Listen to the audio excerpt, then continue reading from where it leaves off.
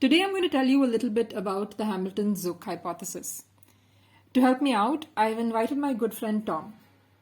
This is Tom.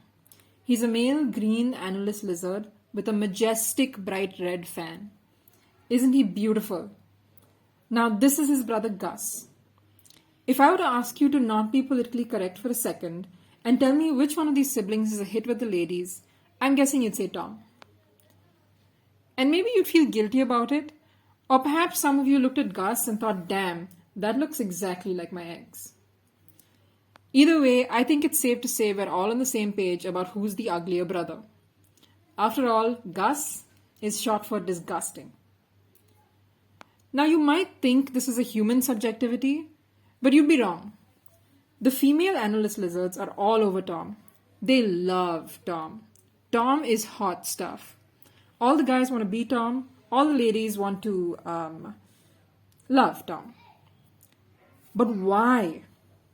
Well, to the ladies, Gus looks like a sickly, parasite-riddled, good-for-nothing piece of work. He's bad news. The guy your parents warned you about. Now let's try to understand why. Having parasites might make the host, here the green annulus lizard, look something like Gus. Now why would any self-respecting female go out with a man on his deathbed? If Richard Dawkins was here right now, he'd tell you that our genes behave like individuals.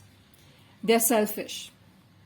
Again, genes don't really behave selfishly, rather they are selected in ways that make it seem like they are choosing characteristics that better suit their own continuity.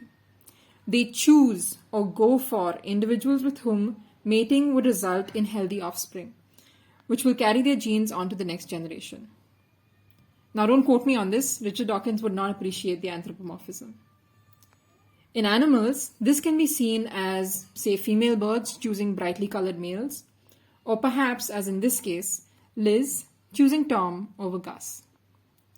The logic behind it is, if you're dull-colored, it could be because all your body's efforts are going into fighting the disgusting parasite or disease that might be inside you. It's the same for humans. I mean, take one look at me when I've got a cold. It is not pretty. But with bright-colored animals, all their energy can be used up to make them more visually appealing to females. They can afford to spend all their energy on looks because they've got no parasites to fight. In this regard, Gus is a terrible bet.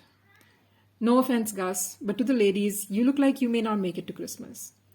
Definitely not a foolproof baby maker. That is, gene replicator.